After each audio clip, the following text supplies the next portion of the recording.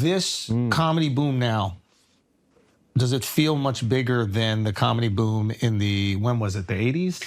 I missed the 80s. I came in 1990. But you were still watching. Imagine you're a fan. Like you're seeing the cultural relevance of comedy. I came in at a bottleneck, like, which was good though, because you had to be better to work, Right. like because all these places were shutting down, the clubs. Yeah. So it was a little bit more competitive. But I missed the boom of the 80s. But I would see guys 10 years later still doing the same jokes from the 80s because they were headlining, making $2,500 a week, and they didn't want to let that go.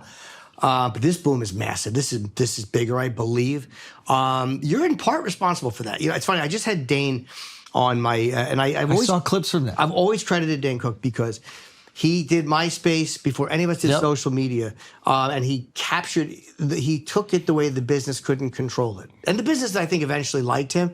And you did it on Instagram. You came in on my show with Sam, or our show, Sam would want to say. But you were talking about getting people to the YouTube channel, putting out clips, getting people.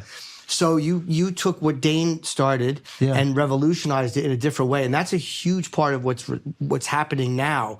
And good thing I waited, but I had I couldn't do a podcast because I had a restriction deal. I had a non-compete. I was not allowed like to. Until I left. Until they stopped negotiating with me. You know what I think Dane also did is I think he ushered in a new group of people that weren't stand-up fans. He did, yeah.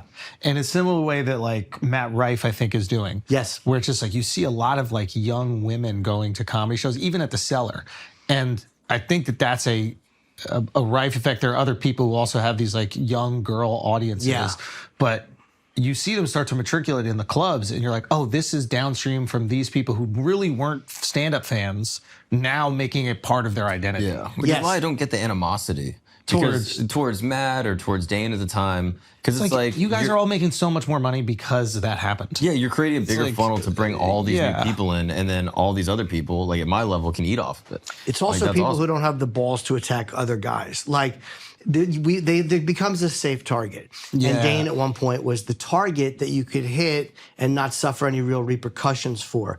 But it was all fake. Like, you know, Dane, you don't have to like Dane's act. Dude. What was he doing? He was just out making money and doing it. I saw him shoot a special in front of 17,000 people. And I was like, this belongs in an arena. Like, it was, you know, say what you want about it. He was in an arena. I remember like hearing people, this is when I'm like super young in, right? But I'd be at the Cellar and people would be like talking shit about Dane. I remember Dane came to the Cellar once and all those same people were fucking of course. That's how it is. And I was like, oh, it's all phony. Yeah. You know what I mean? Like it's all bullshit. The second he walks in the room, everybody's trying to go on tour. Everybody's trying to hit the road, do whatever. Yeah, I think there was a little disappointment in it because I think in my head I was like, well, oh yeah, everybody's just going to Patrice it, right? They're going to keep that same energy right now and say exactly how they feel. And I think a lot of times people are kind of loyal to their opportunities. 100%. I'm also a backtracking phony, and I got called. When? What happened? I wrote 2 books, and the second one was I was angry. Monster Rain is one, right? No. Happy Endings was one. Happy Endings. And then the second one was I Hate Your Guts. And I regret some of the things in that book because I was angry because this was when people were like, Imus got fired. And I was just so fucking sick of people getting punished for jokes and things they were saying. Yeah. So a lot of where I came from was kind of a shittier point of view. I think the book was funny, but I wish I had been. So I trashed Steve Martin in the book for doing the Pink Panther. But I was because it was a Peter Sellers role, and I was just being a dick. Right. That was unreasonable. Right. Because I've always been a Steve Martin fan. I actually admire him. I think he's brilliant. Fantastic. Richard Pryor thought he was brilliant. By the way, his book Born Standing Up. I'm sure it's amazing. Yeah. I mean, like really, the doldrums of comedy. Yeah. You know, like doing a fucking gig for 4 people at Knott's Berry Farm or whatever it was. And like, just like very cool exploration into that. He was he was a real pioneer and he was original and brilliant, but I was just being a dick in this book. So anyway, I wrote the book. A couple years later, I'm doing field pieces for The Tonight Show for Leno, and we were at the Grammys. And this dumb bit I was doing was I was handing people my CD, asking them if they would try to get me nominated, you know, whatever. And Steve Martin and his band came through. Boss told me you stole it from him. The CD. No. The seeing CDs sexually, that I stole. But so I handed Steve Martin my CD, and he goes, Jim Norton, you said some unkind things about me in your book. Yeah. And I was immediately the fucking you're right. I'm sorry. I was being a dick. Good for you. But I was like, I was being truthful. I'm like, I'm a fan. I was just being an asshole. And he was very kind. He's like, no, you're forgiven. And he talked into the interview. But I don't think they aired that part. But he handled it really nicely. But that's why I hate anonymity so much, because I had to suffer through the embarrassment of doing it in person. And getting called out like a and I did exactly what everybody else does. Yep. Oh, I didn't mean it. I mean, because I was being a dick, and he's not a guy I hated. If it was a guy I hated, I'm okay with being confrontational. I'm not afraid of confrontation. We've seen it. I've had a lot of it. Yeah, I've had a lot of it on the air. I mean, you know, you can't have that many hours without a lot of back and forth. Yeah. But he was a guy that I really did admire, and I had no desire. Yeah. He's also a comic, Jim.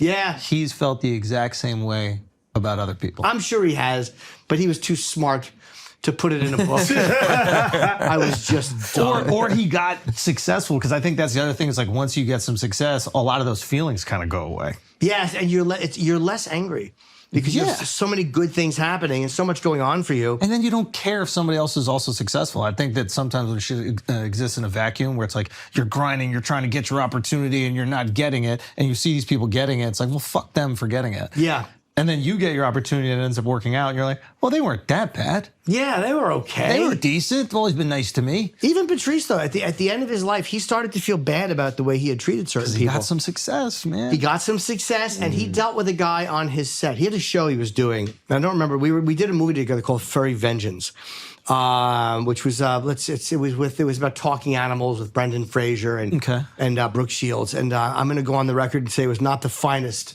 film, not the greatest of all films. So different types of furries. I have a list of philias. And he was very difficult on the set. I can say to the director, Patrice was a rough road for that director. Yeah. But we were afterwards. He was telling me that time that he had done some show, and there was a guy on the set who was being a fucking dick.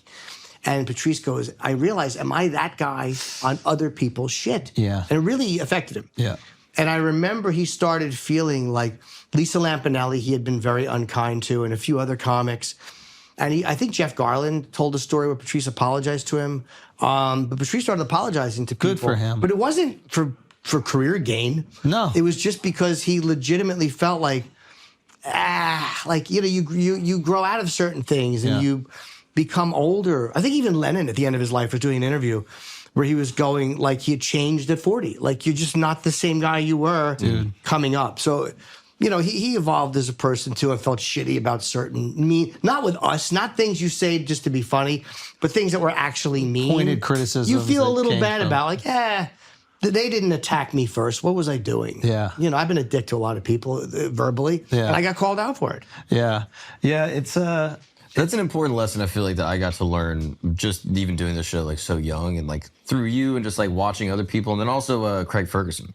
He has like a great moment on his show where like Britney Spears is going through something, and I think she like shaved her head and fucking threw an umbrella at someone. Yeah. And he was like, I'm not gonna make fun of her because she's going through a mental health thing right now. And I did make fun of someone a different time, and I ran into him in an event, and he was like, yeah, dude, that really sucked when you said that. Yeah. And Craig like pointed that out, and then I try to keep that in mind where like we talk about people all the time, and I try not to. Basically, my litmus is like if I wouldn't say this to him in person, then I'm not going to say it. Then I'm not going to say it. Dude, and then a joke is a different thing. Like, I'll make a joke about whatever. Yeah, but, like, of course. If I'm going to really take a stance, like, I want to be able to make sure that if they were in the room, I would say the same thing. Yeah, if I'm going to go in on somebody, like, for real, I want to know that I would say that in front of that person. It's why I don't yell at old ladies when they drive poorly. Because I'm like, if that was Francis Ngannou in the next car, would I scream, move, bitch?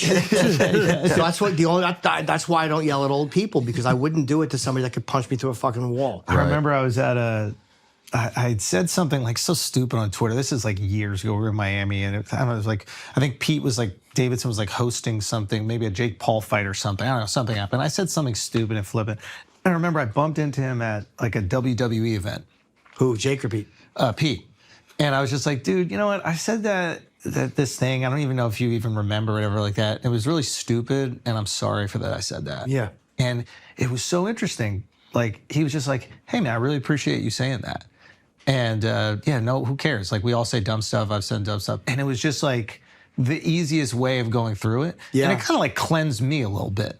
Yeah, sometimes if you mean it, like there's the saccharine douchebag publicist apology. And I would like to say I apologize for anybody whose words. No. And then there's legit, hey man, I'm really sorry about that. Yeah. And there's no shame in being sorry about something if you legitimately are. Yeah. Or if you fucked up or you wronged a person or you were an asshole, like It's liberating. It's Because you feel like okay. more of an asshole to hold on to it. For Yeah. what? For your ego? For something? Like, I fucked up. It's fine. I fucked up, whatever. I made a mistake. And an apology in a private setting like that is much different than like it's I not did. fucking perform.